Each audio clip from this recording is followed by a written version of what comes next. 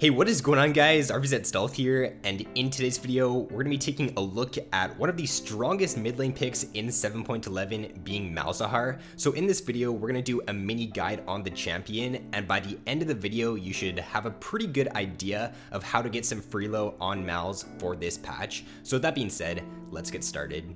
So first off here, let's briefly touch on why Malz got a lot stronger for the mid lane for this patch. So number one, the AP ratio on his Q, his E, and his ultimate got increased. His ultimate actually was given a base damage now in this patch, as well as a 1.15 AP ratio. So this means that Malzahar's burst damage now coming out of his ultimate is a lot better. And because that ability is a point and click ability, it's pretty foolproof. Like, you're not gonna miss it with Malzahar. It just means that your full damage combo now is going to do a lot more damage. Another reason to why I think he got stronger is because you're no longer going for a W max second now on Malzahar. You're maxing your Q second, and this puts a lot more power now into your Q in mid-game team fights. So once you do reach the mid-game, you'll have your Q maxed out, and this is a 4-second AoE silence, or a 4-second cooldown AoE silence that silences for 2 seconds. So that means technically if you hit your silence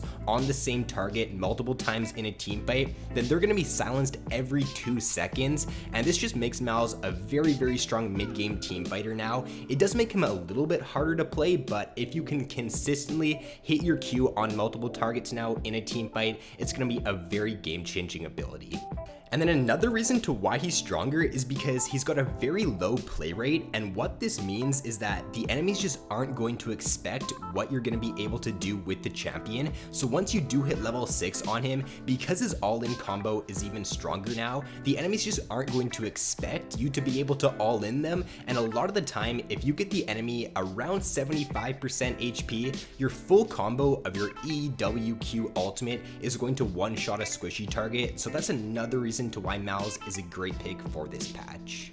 And then the last reason to why he's a great pick right now is because he does counter a lot of the meta mid lane picks. We are going to touch on this a little bit later in the video though. We're going to take a look at his matchups in the mid lane, but overall he just does super well against a lot of the highly picked mid laners for 7.11. So next up here, we're going to take a look at a few tips for Malz in the mid lane and kind of how you want to look to play him. So for your full combo on Malzahar, the best way to do it and the maximum damage output way to do it is you want to put your E on the opponent, you want to spawn your W, and then if you can, you want to wait like 1 or 2 seconds and then use your Q on the opponent. By doing this, you're going to refresh your E's damage and it's going to tick for even longer. And then after that, if you think that you have enough damage to kill them with your ultimate, then you want to throw down your ultimate on the opponent, and if you do have them chunked pretty low already, then a lot of the time your ultimate will end up killing the opponent. Of course, if it does reach the mid to late game though, like, your ultimate is just such a strong ability, so oftentimes you don't want to try to get your full combo off on the opponent.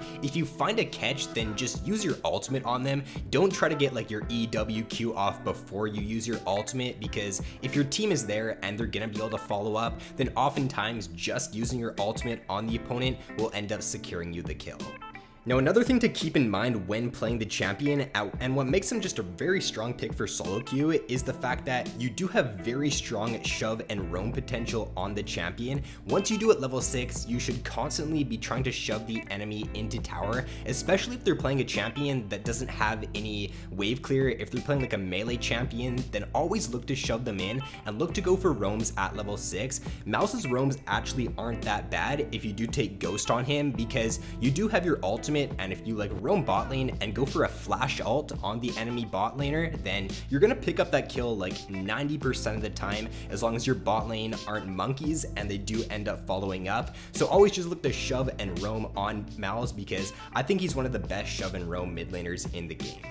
Now, I would highly recommend grabbing a sweeper on the champion and always trying to keep a few pinks or just buy pinks constantly on Malz, because he is a pick champion. He's best when ahead because you can just always look to go for like flash ult plays on the opponent, and if they do try to face check a brush or something, then you can just ult them, and if your team is there, it's very easy to get picks with Malzahar. If you do end up taking the Farsight on him, I don't think it's as effective, especially if you're ahead in the early game. If if you're ahead, I would always go for the sweeper. If you are behind though, in that situation, I would go for the far sight, but having a sweeper and just being able to get picks on Mals is very important. And then I guess this next tip here kind of ties into the last one in the sense that you do want to grab sweepers in the early game because you can take a very early Baron if you do see the enemy jungler bot lane or if you do see a few members bot lane. So with Mals, your Voidlings do tank a lot of the damage from Baron, so you actually don't take that much damage from Nashor.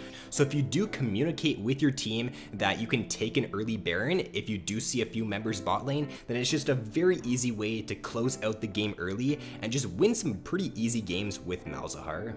Now if we take a look at his matchups right now for the mid lane, like I touched on earlier a little bit, he's got great matchups right now for 7.11, so I would highly recommend picking Malz into champions like Fizz, like Katarina. These assassin type champions Malz can do very well against because of his ultimate. Now the only champions I would try to avoid are champions that do outrange you, so a pick like Vel'Koz, Xerath can also do pretty well, Ziggs is another one. Any of these champions that can very easily destroy your Voidlings and that can very easily destroy your spell shield are great picks against you. But in this patch, Vel'Koz, Xerath, and Ziggs, they've got a very low play rate, and these assassin champions like Fizz, like Katarina have a high play rate, which makes Malz a great pick for this patch. So now let's take a look at like the runes, masteries, what you should max on him, summoners, and your build on Malz. Now, as for the summoner spells on him, always take flash, and then for your second summoner, it does depend on the situation. If I'm up against another shoving mid laner, then I usually do like to take the teleport because with Malz in the early game, you definitely don't have the best shove, especially if you're up against a Vel'Koz or a Xerath, because your Voidlings do get one shot now by enemy abilities. So your shove in the early game isn't the best against those ranged champions. I would take teleport in that situation just so you can not like lose a lot in the early game and so that you can base if you do end up running low on mana.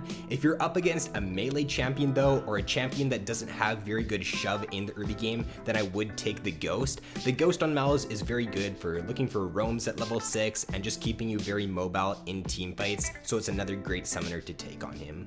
You can also take like Ignite or Exhaust or even Barrier. It just really does come down to the situation. If you are very confident on your Malz and you think you can solo kill in the laning phase, then you can take Ignite. If you're up against an assassin, you can go the Exhaust. In that situation though, or when you are playing against assassins, it's not 100% necessary to take the Exhaust because your ultimate is basically like an Exhaust. You're just gonna ult the assassin when they do try to jump in during a team fight, so you technically don't need it, but you can take the Exhaust if you just do want that extra survivability from it.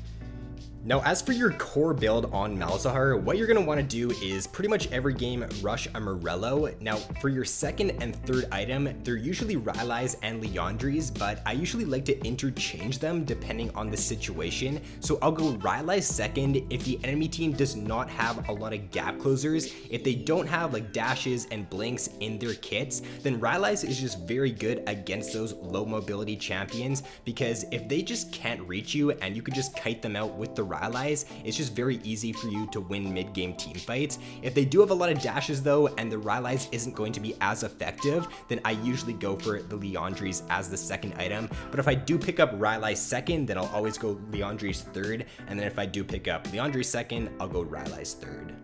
For your boots on Malz, I usually always go Sork boots. I find that the extra pen you get from those boots combined with like the pen you get from Liandry's just gives you a very strong mid-game power spike, and you do a load of damage to squishy targets. So I usually never go the CDR boots. You can go them, but I would highly recommend going Sork boots on Malz. Now for your ability maxing on him, you want to max your E first, Q second, W last now, and always take your ultimate whenever you can. You don't want to max your W second now on Malz because that's not really where your power lies anymore. The enemies can one-shot your W now, so it's not that useful of an ability. Your main damage does come from like your E, your Q, and your ultimate in this patch, so I wouldn't look to max your W second. I think if you're doing that, you're just playing him wrong in 7.11. Now what the standard rune page is right now on a lot of the mid lane champions is 9 magic pen marks. You're going to want to take 6 CDR per level glyphs, 3 MR glyphs, and then you're going to want to take 9 health per level seals, and then 3 ability power quints. For your mastery page on Malzahar, I'll put it up on screen here, but you're going to want to go 18, 12, 0, and then take the Deathfire Touch as your keystone mastery. So that is going to be it for this little mini guide on Mal's mid lane for 7.11. Like I said earlier, I would highly recommend giving Mal's a shot in the mid lane for this patch if you are looking for a very strong mid lane pick. I've been spamming him in solo queue a lot recently, and I find that because he's just a pretty simple mid lane champion to play, you can really focus on your macro play and just other elements of the game, and you don't really have to think too much when playing the champion, which is a reason to why I just think he's a very good pick for solo queue. So that being said, guys, thanks for watching. If you did enjoy, then be sure to leave a like and subscribe if you have yet to already, and I will see you in the next video.